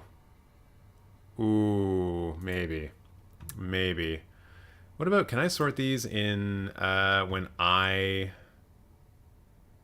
rated newest first? Nice. Okay. Drunken Birds. Why did that get added so late? Wait, did I see all of these? No, I saw Dashcam at TIFF. Why are some of these being added so late? Yo, Sundown's really good, and I kind of want to add Sundown. Yeah, some of these are just films I saw at TIFF. In Front of Your Face. Oh, that's another Hong Sang-soo film that's actually really good. In fact, that one I might put that into my top 10. And Nitram as well. That's another one that probably should go in there. Okay, hold on. Oh boy, we're editing stuff now. In Front of Your Face. Hong Sang-soo. And what was the other one? Nitram. Yeah. Making some changes. We're making changes, everybody. Nitram, Sounds of the Night, Happening. Ooh, Happening's really good too. I'm just gonna put this here. I might just add these into the honorable mentions listed in the description, just to like make it easy on myself. But those are some films that need a little bit more of a mentioning, I'm gonna say. Belle is pretty good. The Sadness, yeah, that movie's fucked. Paris 13th District, ooh, is really good. That's another one, actually. That soundtrack of Paris 13th District was so good, I actually bought it, and I do not do that usually. Paris 13th District. What else? Things that I would have seen late, because like Flea. No, wait. Blue Whale. Yeah, this is stuff that I saw in and around the end of the year. So we're no longer. Oh wait, Worst Person in the World. How did that not make it into my top 10? Am I an insane person? Maybe. Yeah, Worst Person in the World's got to be in there, right? What was I thinking? Worst Person in the World. This is also with the benefit of hindsight, so you know some things are gonna be weird and change.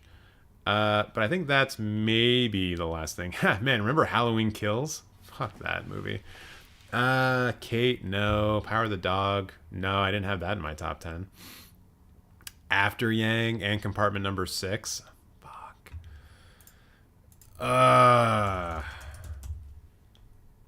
Although I only saw After Yang in this year, so... And I think I kept Compartment Number 6 out of my top 10 because I think I made this list right around the time when Russia invaded Ukraine. So I think I was maybe feeling not so great about films that had Russian distribution. The Lost Daughter. I really like that movie. I saw Pleasure. Pleasure's really good. That's another one that I could see getting on here. Oof. Memoria. My God, so many movies. Worst Person came out in 2022.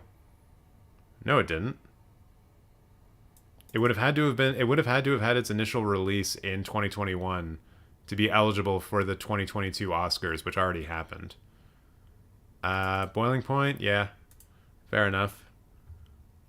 Boiling Point was pretty sick. Bergman Island I was really into. Souvenir Part 2 I was really into. Dune. Dune. I don't know. Wait, when... This doesn't make any sense. I saw Dune at TIFF in 2021. Why would it be that far down the list? Maybe I should have done by release date. I don't know, man.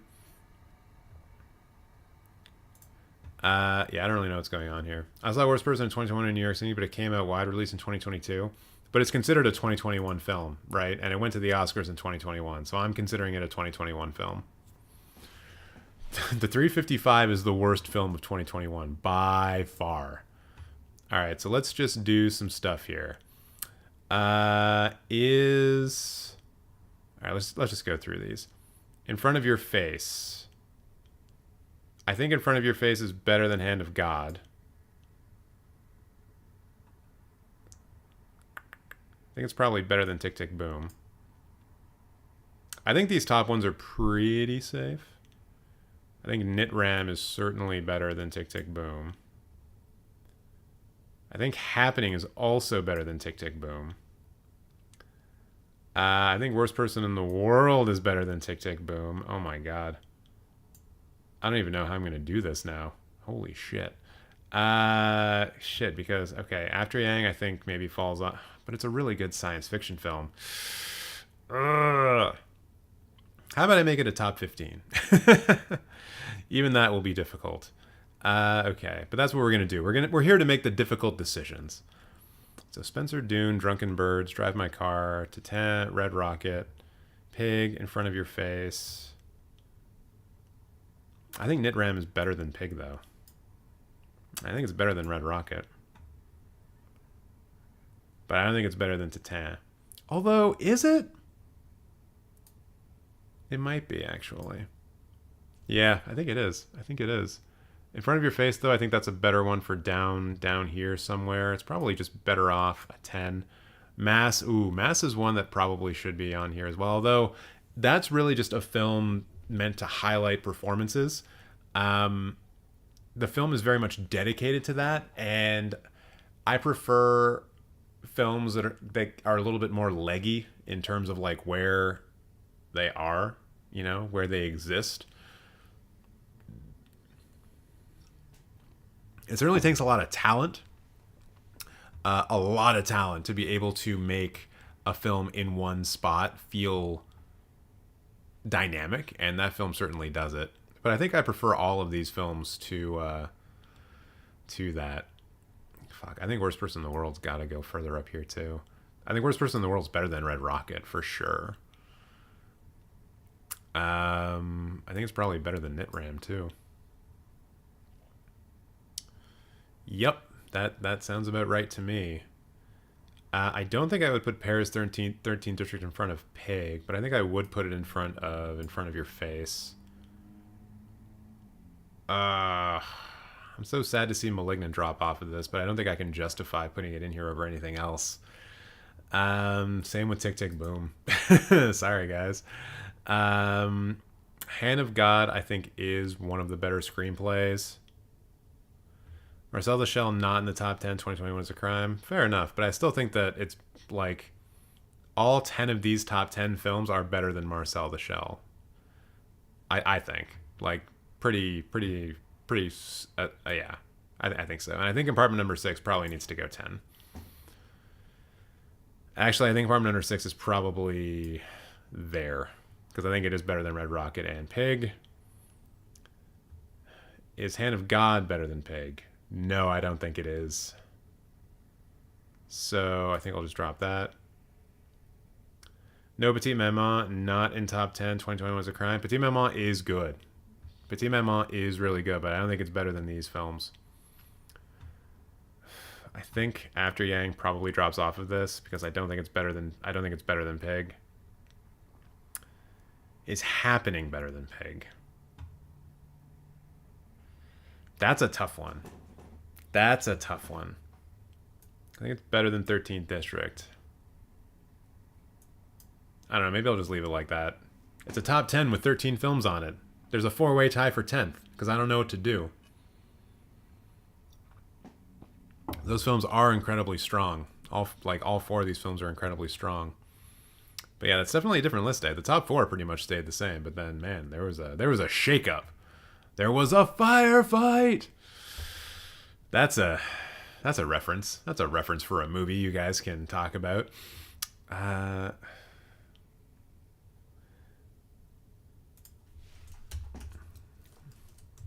Edit.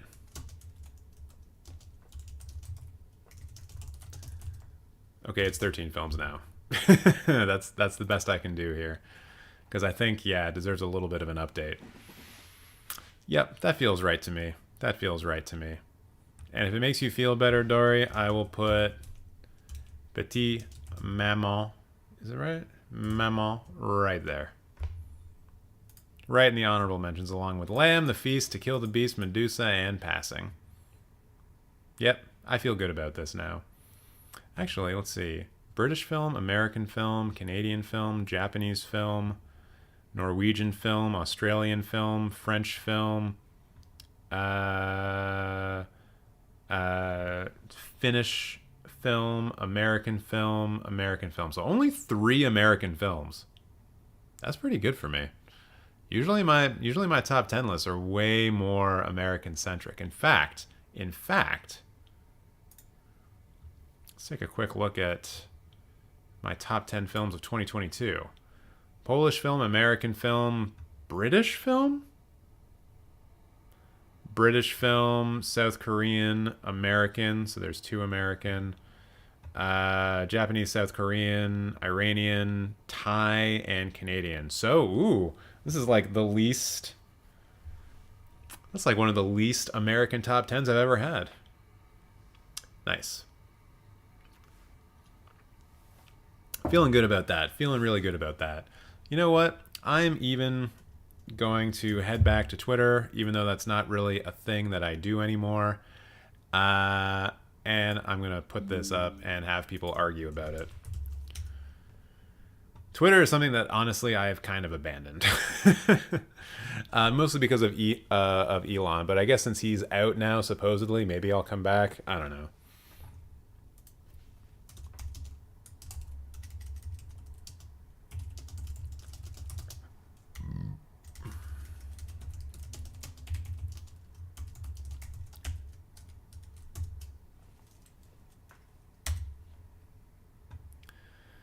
I guess I was throwing a tag here for a Letterboxd.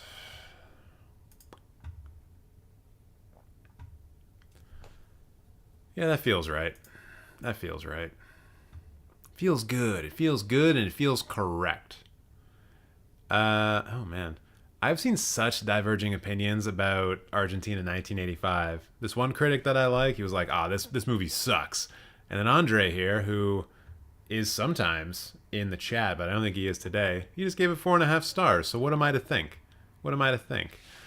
Also, apparently the new Puss in Boots is good, which is wild to me. But hey, sometimes Puss in Boots is good. Maybe that'll end up being the best animated film of the year. Wait, what? 100 Variety's 100 greatest films of all time. Number 1, A Knife. What? I don't even know what the hell they're talking about there. Anyways, enough with Twitter. I don't know if I have a top 10 films of 2022, but my number 1 movie of the year is Elvis. Caleb, thank you so much for joining the live stream. We are going to be disagreeing on that particular point. I'm not a big fan of the Elvis movie, mostly because of Tom Hanks's performance in it. And I feel like some of Austin Butler's moments are not that great. I think he does really well at the singing parts of Elvis, but in terms of like the talking parts of Elvis, not great. Although near the end of the film he starts to improve. I think maybe he's better at like that older. He's better at that older type of Elvis as opposed to like young Elvis. Also, the Elvis film is just weird because it kind of like shows him meeting his wife, but glosses over the fact that she's definitely like a minor in that scene and he's not. Yeah, a little groomery, you know what I mean? You haven't seen the A Knife video? No, man, I don't know about these things. Hold on. Is it something that I can just find on YouTube if I type in A Knife? A knife. Crazy kid runs around with a knife. Awesome. Wait, this movie's from 5 years ago. All right, let's watch this together and probably get copyright strikes for it. And let me see what you have. No! And let me see what you have. That's it? No! That's it? That's the whole thing? I guess it does have a beginning, middle, and end, so that's not bad. That's not bad. Anyways, it's cute and funny. It is. You're right. You're right. Weird. Okay.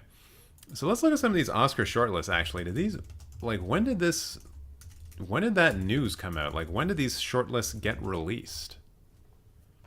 4 hours ago. Cool. All right. Let's take a look. Let's take a look at these. Skip the ad. No one wants to see your ads, Hollywood Reporter.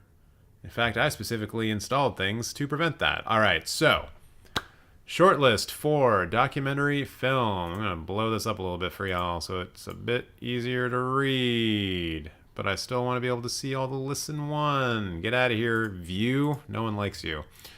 All right. All That Breathes, I have not seen. All the Beauty and the Bloodshed, I have seen. It's pretty good. Descendant, I have on my to-watch list. Fire of Love is incredible, like I said. We also have Hallelujah, Leonard Cohen, A Journey, A Song. This was at TIFF, I think, or at Hot Dogs. I think it's a Canadian film. Can't remember. Hidden Letters, don't know it. A House Made of Splinters, don't know it. The Janes and Last Flight Home, I don't know that. Moonage Daydream is the documentary about David Bowie that I have on my list to watch because I think it's probably pretty good. Navalny, I've heard about, but I have not seen. Retrograde, I don't know it. And The Territory, I believe this one's probably one of the bigger documentaries of the year. I think it's on Disney Plus right now. It's a Nat Geo doc with like a fairly famous person narrating, but I can't remember who. So out of the ones that I expect to actually get nominated, I imagine The Territory, Moonage Daydream, Fire of Love, All the Beauty and the Bloodshed, and maybe Descendant or maybe Nilvani, but that would be probably my top 5 most likely. But once again, I haven't seen a bunch of these, so I'm just sort of like working off of what I've seen and what I've heard. I'm trying to work on my budget. Just curious, how much money do you spend on movies in a year, stream/theaters? So it's a bit different for me, right? Because I technically run a business. Like, this is a business. So a lot of the stuff that I spend money on in terms of watching movies and going to theaters is a business write-off for me. Like, it's stuff I get to write off my taxes. However, I can tell you that I do have a very specific movie budget. My going out to a theater budget is $105 for every 2-week budgetary period. That's how I do my budgeting, is like for every 2 weeks. So for going to theaters, it's $105, and I often don't spend that much. I also have like a couple of different things going on in terms of like streaming services, but also services that helps lower the cost of movie tickets. Since I'm in Canada, I have the Cineplex bullshit kind of thing where your ticket gets lowered from $12 to $10 and they give you a free movie, even though it's technically not a free movie. And it also lowers my my concessions, which also is counted in that $105 for every 2 weeks. I'm also like a member at the TIFF Bell Lightbox, so for me, going to see new movies there only costs $6.50. And a lot of the, or really all of the older films that are played there, not during the festival, are free for me because I'm a member. So I save money that way as well. In terms of streaming, I only pay right now for Disney Plus, Apple TV Plus, and that might be it. I got rid of Netflix. I get Crave, which is kind of like the Canadian version of HBO Max. I get that through my parents. Whether they know that or not, I have no idea, but I do. So I don't have to pay for that. And that pretty much covers all of my movie watching experiences. I also get some DVDs up from the library. I also sail the high seas on occasion, if you get my meaning, although it's not something that I recommend. And yeah, so I guess my overall budget for every 2 weeks probably comes out to be like, if you include streaming services, probably comes out to be like $130 to $150. But like, you know, I kind of got to watch a lot of movies all the time. So it's a bit different for me than it might be for you. With Cineplex, movies are much cheaper on Tuesdays. Yeah, that is true. That is true. But I don't always go to movies on Tuesdays, and I often prefer going to movies on like Wednesdays and Thursdays because there's a lot less people there and I have to put up with less bullshit in the theaters. I'll also go to movies at Cineplex on Mondays as well because it's the same thing. especially for movies that have been out for a couple of weeks. Like, for movies that have been out for a couple of weeks, going on a Monday, Wednesday, or Thursday, if you hate people, are the best days to go. Especially, I think, Mondays and Wednesdays, because on Thursdays, occasionally you'll get like preview screenings of new films, so the theaters will be a bit more full. But if you're seeing like films that have been out for a couple of weeks, yeah, Monday, Wednesday, and Thursday are like the best. Or waiting for it to be Super Bowl Sunday and just go to the movie theater on that day. I bet going to see a film during the World Cup would have been a great idea if the World Cup final hadn't been at 10 a.m. I can't think of many theaters that would have been open that early, but a couple of them are, at least around here. I get Hulu, HBO Max, and Netflix. I use my family's Disney Plus. That's cool. That sounds like a good one to me. I have HBO Max and Disney Plus. I borrow my sister's Netflix and Hulu. I also borrow my dad's Paramount Plus and Peacock. I have Apple TV Plus free through my Apple device purchases every year. Nice. I watched the World Cup final in theaters. Nice. I watched it in a bar with a lot of crazy people, which was fun. Anyways, best documentary short. I have no idea. Which of these films is going to get nominated for the Oscar. We've got American Justice, Anastasia, Angola, Do You Hear Us, As Far as They Can Run, The Elephant Whisperers, The Flag Makers, Happiness is 4 million pounds. Hello? Holding Moses, How Dare You Measure a Year, or How Do You Measure a Year? Is that going to be a film about the Rent musical? The Martha Mitchell Effect, Nuisance Bear, Shut Up and Paint, Stranger at the Gate, and 38 at the Garden. No idea. But congratulations to everyone who was shortlisted. All right. International feature. Let's see what we get. We got Argentina 1985 representing Argentina. Corsage representing Austria. Close representing Belgium. Return to Seoul representing Cambodia. What? Holy Spider representing Denmark, even though it is an Iranian film, and I will only ever refer to it as an Iranian film. Saint Omer representing France. All Quiet on the Western Front representing Germany. Last Film Show representing India. The Quiet Girl representing Ireland. Bardo, Farce Chronicle of a Handful of Truths representing Mexico. I don't really think that should be there. The Blue Kaftan representing Morocco. Joyland representing Pakistan, EO representing Poland, Decision to Leave representing South Korea, and Cairo Conspiracy representing Sweden. So, based on what I've seen, I think that Decision to Leave is a no-brainer, and I think that EO also has a very good shot of getting nominated. Those are the only two films that I'm going to point to as being like what I think are locks to be nominated in the top 5. I would love to see Holy Spider nominated, but I don't know if it happens or not. I also think that from what I've heard, St. Omer is a lock, so that's 3. St. Omer, EO, and Decision to Leave. I really hope that Bardo doesn't make it through. I just think there's such better films than Bardo that got made this year. I would take All Quiet on the Western Front over Bardo.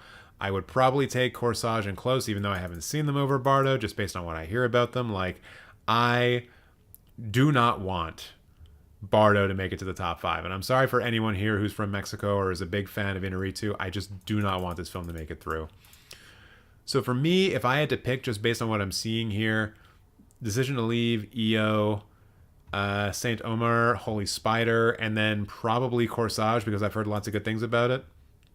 So that'd probably be my pick for top 5. Although Best International Film occasionally has one that sneaks in on us. Usually sneaks in. Like we had that film from Bhutan get in last year that I was super excited about. Lunana, A Yak in the Classroom. So there's always a shot that something that we don't know a lot about or hasn't even been released to audiences yet gets in there. To my knowledge, I'll try to like just spell out which films have been released to theaters like outside of a film festival, at least in Canada, which probably means for America as well. I know Argentina 1985 has. I know Close has. I know Holy Spider has. All Quiet on the Western Front has been, and it's on Netflix right now. Bardo has been in theaters. I don't know if it's on Netflix yet. EO has been in theaters, and Decision to Leave has been in theaters. The rest of them, no idea. Joyland is getting Lunana type of buzz. Really? That's interesting. I saw The Gray on Super Bowl Sunday, and it was just me and one other guy in the theaters. Great experience. Man, that's what it's like just going on a typical, like, Thursday afternoon. I know that I, like, have a significant amount of privilege being able to do something like that, but man, going to, like, a Thursday 2 p.m. screening, man, no one's around. It's great. I love it. I watched the World Cup. Oh, yeah, in theaters. I'm probably going to get AMC Plus eventually once The Walking Dead leaves Netflix and the entire Walking Dead catalog is on there. Yeah, Walking Dead. It's good stuff. I'm going to be watching the entire last season all in one go. Doctors recommend that you not do that, but to hell with what they say. I have not seen Quiet Girl. Is it good? Is it a good one? Which major contender of these do you think could get snubbed? I think All Quiet on the Western Front. This is kind of like the reverse to the question you're asking. I think All Quiet on the Western Front probably makes it through, even though I don't think it's as good as some of the other films here, simply because it's the war movie. And I think the war movie always ends up getting a little bit more attention, especially in this kind of category. But then if what Dory is saying about Joyland is true, then maybe Joyland's the one that sneaks in. Let's see. I got a baseball question before you go. Your thoughts on the Mets spending during this free agency season? Okay. So for those of you who don't know, the New York Mets right now are spending the most amount of money ever spent by, I think, a professional sports team ever. Their payroll for the 2023 season, I believe at this point, is projected to be around $390 million, which is, I think, almost double the previous record, at least in baseball, that the LA Dodgers had back in 2015 when they had a game time payroll of like $200 million or $215 million. The Mets are going absolutely wild. They desperately want a World Series. And they're just signing every free agent they can, and they don't give a shit what it costs. And honestly, I think that's a team that might have trouble meshing together and might get knocked out. Like, look at what happened to the LA Dodgers last year. They spent the most money on a team possible. Not as much as they did in 2015, but they lost. They got knocked out in like the wild card or something like that. So like, just because you bet big on the best players does not mean that you are going to do well in baseball. So it might be one of the worst financial decisions that a sports team has ever made. Although I'm sure they're going to sell out like every game that they play this year. With the lineup they have, like, you're going to see one of the best pitchers ever, like, every day. They have an incredible up and down lineup. Like, it's insane, actually, who's on the Mets these days. But yeah, they're basically trying to do pay to win a World Series, and that doesn't always work. Oh, and I also occasionally pay for my dad to get Showtime via Paramount Plus so I can rewatch Dexter. Right on. I didn't see Decision to Leave on Netflix. That's because it's not on Netflix. It's actually on Mubi in Canada. I don't know if that's true for America as well, but Eli, if you are Canadian, then Decision to Leave is on Mubi. And it's 4K on Mubi as well. I think it's the first 4K film they've ever had on Mubi. Do you think that awards talk poisons the YouTube film criticism world? I feel channels are more obsessed with movies based on their chances of nominations rather than film criticism. So I think the best way to talk about this and to look at these different types of channels is to treat them as such. They are different types of channels. If you look at channels like the Oscar Experts or the Film Drunk, they are specifically and pretty much always making films about the Oscars, and when they do reviews otherwise, they're typically talking about those films in the context of their award season talk or chatter. I think I have kind of fallen into that trap as well.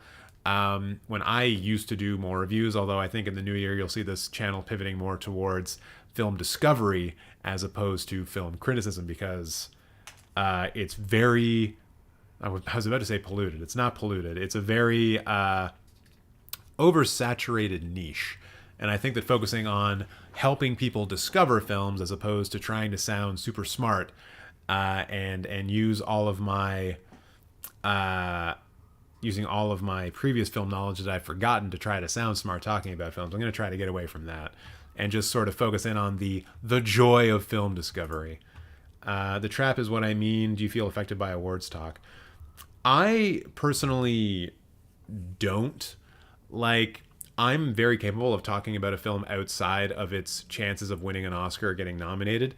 I think that my interest in award season comes from a historical point of view because, you know, depending on how we...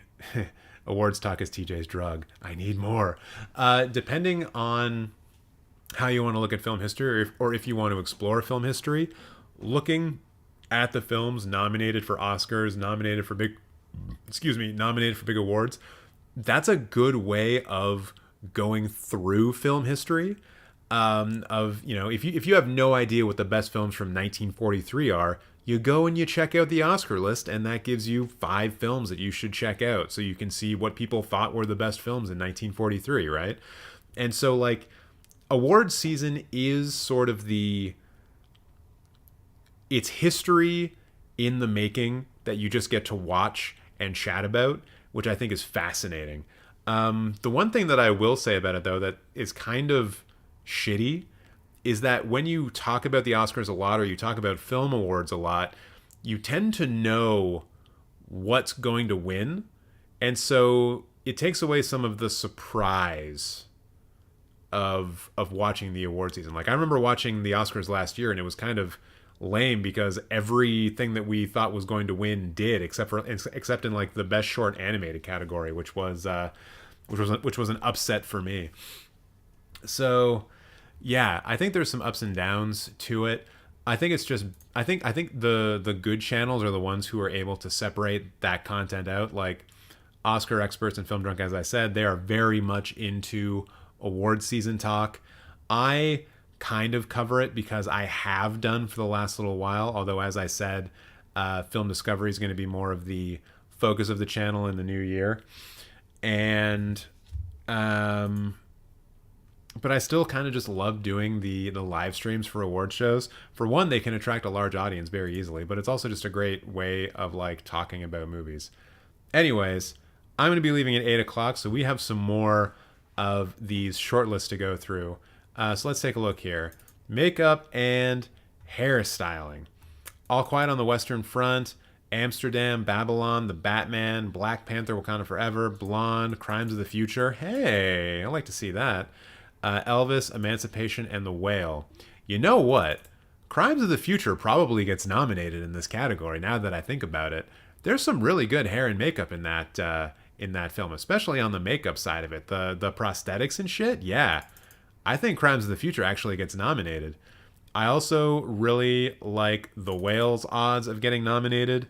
And then beyond that, I don't really know. Is the makeup in Elvis better than Black Panther Wakanda Forever? Meh. Does making Robert Pattinson look like an emo Batman, does that get it nominated? I don't know, man. You're probably going to end up with a couple of period pieces like Amsterdam and Babylon getting nominated, and then I don't know what number 5 is. But yeah, I would bet that Crimes of the Future actually gets nominated. And The Whale gets nominated for sure as well. What else we got here? Music, original score. Oh, did... No. Oh, wait, did Bones and All? Yeah, that's what I was like. Oh, Bones and All didn't make the short list? That sucks. Does that mean there's no Trent Reznor, Atticus Ross score shortlisted this year? Because they've done a few, but I don't think they've done any of these ones. No, wait. She Said. Did they do She Said? I don't know. So anyways, out of these,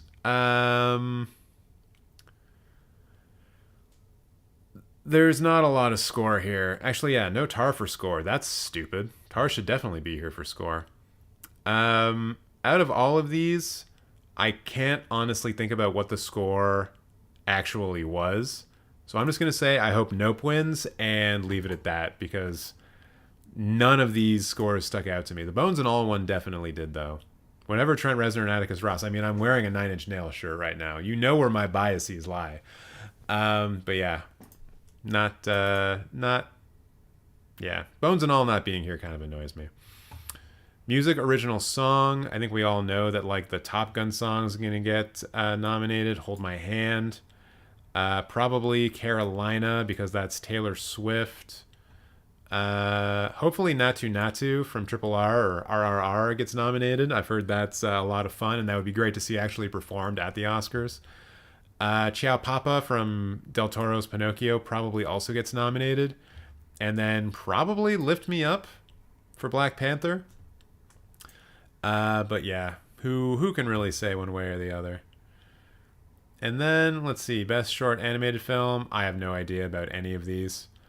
I have not seen any of them, and I'm going to wait for the Oscars to tell me which one actually makes it. Same with live action short film.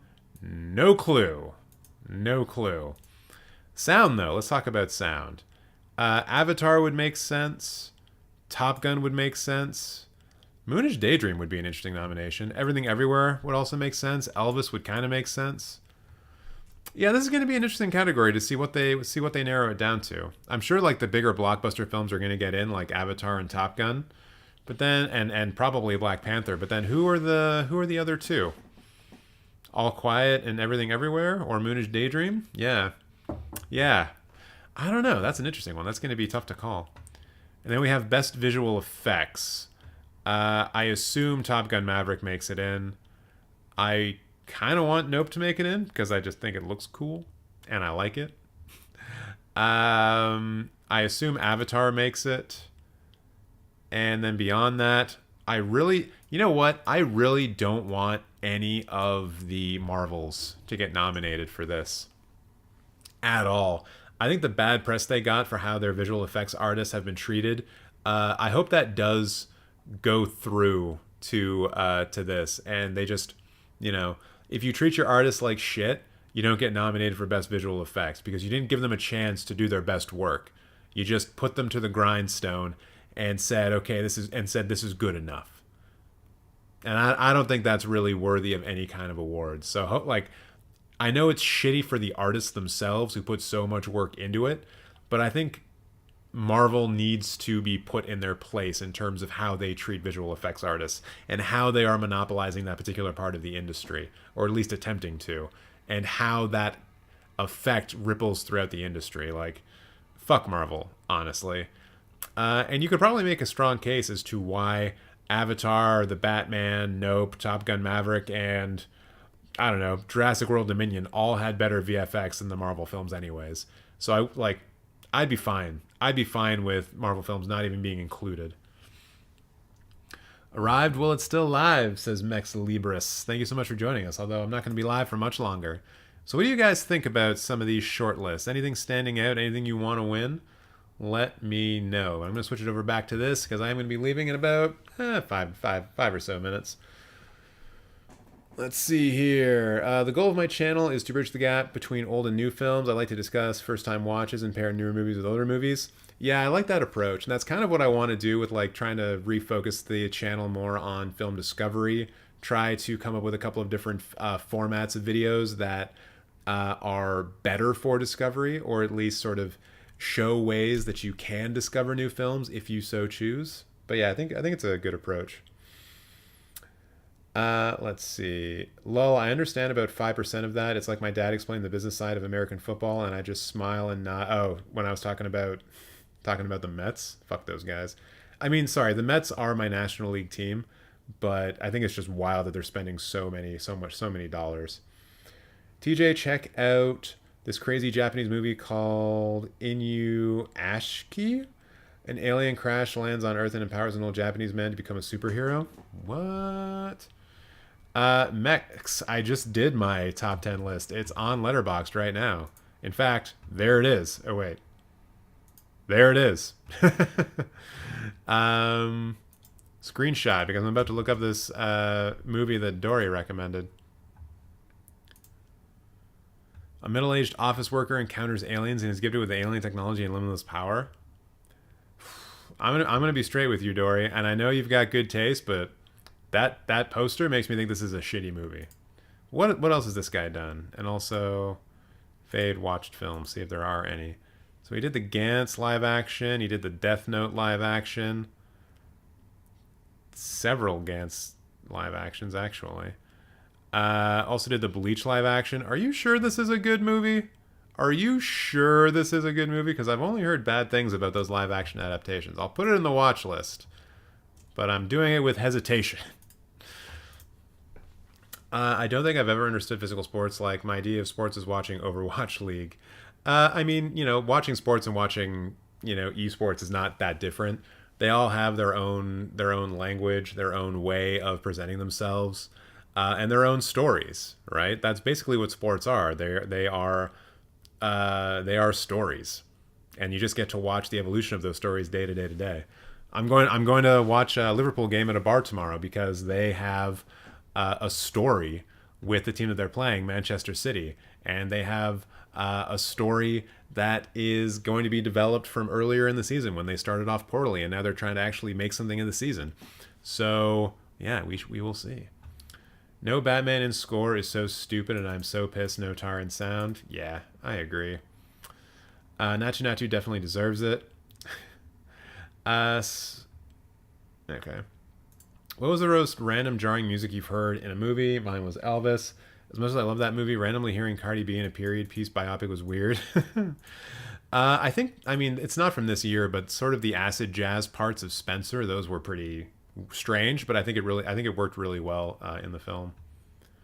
My Oscars 2023 shortlist is 33 out of the 68, including short films. Nice.